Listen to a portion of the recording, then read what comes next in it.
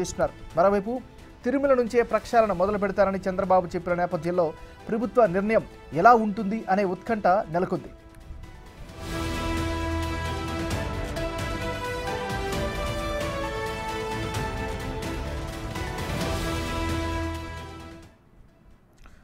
మనం breaking news చూస్తున్నాం. తిరుమల శ్రీవారి దర్శనాన్ని తమ సొంతానికి వైసీపీ నేతలు వాడుకున్నారా?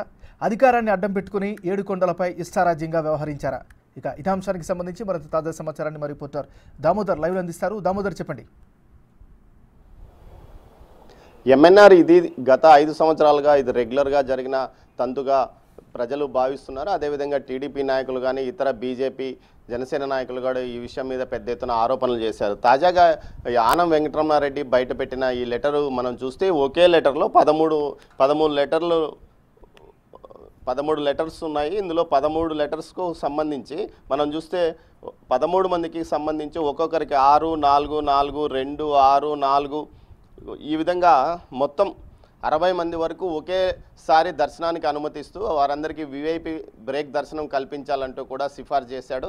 అయితే మొత్తం మీద ఇలాంటి ఘటనలు ప్రతిరోజు తిరుమలలో చోటు చేసుకున్నాయని ఇక్కడ తిరుమల వాసులతో పాటు స్థానికంగా అందరికీ తెలిసినదే. ముఖ్యంగా కొంతమంది నాయకులు అయితే లెటర్లు కూడా ఇచ్చేవారు కాదు. కేవలం అప్పటికప్పుడు జేఈఓ ఆఫీస్కి కానీ జేఈఓకి కానీ అదేవిధంగా తిరుమల అదనపు ఈఓగా పనిచేసిన ధర్మారెడ్డికి ఒక చిన్న మెసేజ్ పెట్టేప్పటికి కూడా వారికి ఏదైతే విఐపి బ్రేక్ దర్శనంతో పాటు వారికి కావాల్సిన సేవలు, ఆర్జిత సేవల టికెట్లు కూడా వెంటనే లభ్యమయ్యేవని అప్పట్లో జరిగేది. మొత్తం మీద అయితే ఇందుకు సంబంధించి చెవిరెడ్డి భాస్కర్ రెడ్డితో పాటు ఏదైతే అప్పట్లో ఉన్న స్థానిక శాసనసభ్యుడు కరుణాకర్ రెడ్డి టీటీడీ చైర్మన్గా ఉన్నప్పుడు ఇలాంటి వ్యవహారం పెద్ద ఎత్తున నడిచింది. అదేవిధంగా ఏదైతే వైవి సుబ్బారెడ్డికి సంబంధించి ఒకటి ఆయన 2 ఆఫీసులు ప్రత్యేకంగా తిరుమలలో ఒక ఆయన క్యాంప్ ఆఫీస్ ఉండేది. అదేవిధంగా ఒంగోలులో ఒక క్యాంప్ ఆఫీస్, విజయవాడలో ఒక క్యాంప్ ఆఫీస్, ఈ విధంగా 3 క్యాంప్ ఆఫీసుల ద్వారా తనకు కావలసిన వారికి ఆయన టికెట్లు ఇచ్చేవారు. ముఖ్యంగా ఏదైతే టీటీడీ బోర్డు సభ్యులకు కానీ ఎమ్మెల్యేలకు కానీ ప్రతిరోజు 2 ఏదైతే మంత్రులకు కానీ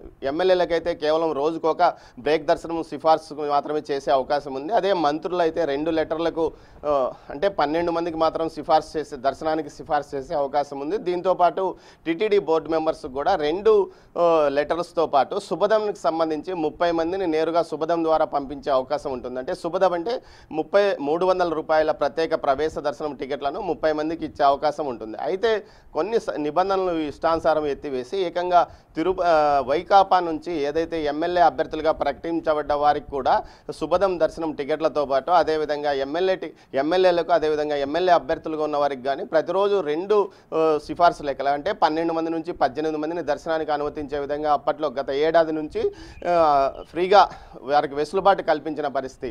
ఈ నేపథ్యంలో ఈ దర్శనాల విషయం గురించి అప్పట్లో ఏదైతే మాజీ టీటీడీ బోర్డు మెంబరు బీజేపీ రాష్ట్ర అధికార ప్రతినిధి అయిన భానుప్రకాష్ రెడ్డి పలుమార్లు ప్రభుత్వానికి ఫిర్యాదు చేశాడు. దీంతోపాటు కేంద్ర రాష్ట్ర ప్రభుత్వాలకు ఈ విషయం దృష్టికి తీసుకెళ్లాడు. అయినప్పటికీ ఎలాంటి ఫలితం లభించలేదు.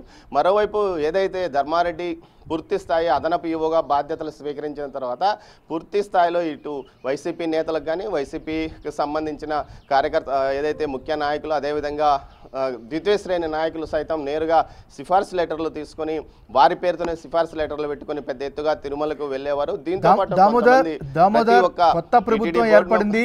చంద్రబాబు నాయుడు సీఎంగా బాధ్యతలు స్వీకరించారు. ఆయన స్పష్టంగా చెప్పారు తిరుమల నుంచే ప్రక్షాళన మొదలు పెడతారని చంద్రబాబు చెప్పారు. సో దానికి అనుగుణంగానే ఈ చర్యలు మొదలవుతాయని భావించవచ్చా? ఖచ్చితంగా నిన్న ఏదైతే మొన్న తిరుమలలో సీఎం చంద్రబాబు నాయుడు మాట్లాడిన తీరు చూస్తుంటే మొత్తం ముందు తిరుమల అపవిత్రంగా మారిపోయింది, ఇష్టానుసారం వ్యవహారం నడిచింది. ఈ నేపథ్యంలో తాను ప్రక్షాళన తిరుమల నుంచే మొదలు పెడతాను, తిరుమలలోనే అధికారులు తిరుమలను భ్రష్టు పట్టించారు, అపరిశుభ్ర వాతావరణంతో పాటు అన్నదాన సత్రాలు కూడా నాణ్యత లేని పరిస్థితిగా తయారైంది. ముఖ్యంగా దర్శనాల విషయంలో సామాన్యుడు కాకుండా పెద్ద ఎత్తున ఏదైతే ధనికులకు పెద్దపీట వేశారో అదేవిధంగా దళారులు పెద్ద ఎత్తున తయారయ్యారు. దీంతోపాటు స్వామిని తమ అవసరాలకు అనుగుణంగా వాడుకున్నారు. వెంకటేశ్వర స్వామిని అడ్డం పెట్టుకుని తమ ఏదైతే కోర్టు లాబింగ్లకు కానీ ఇతర కేసుల నుంచి బయటపడడానికి కూడా ప్రయత్నించారంటూ ఆయన మొట్టమొదటిసారి తిరుమలలో తీవ్ర స్థాయిలో విమర్శించిన పరిస్థితి. ఇలాంటి పరిస్థితుల్లోనే మొత్తం మీద అన్ని వ్యవహారాల మీద ఖచ్చితంగా కఠినంగా విచారణ నిర్వహిస్తామని చెప్పారు. అందులో భాగంగానే ఆయన శ్యామలరావుకు టీటీడీ ఈవోగా బాధ్యతలపై ఆయన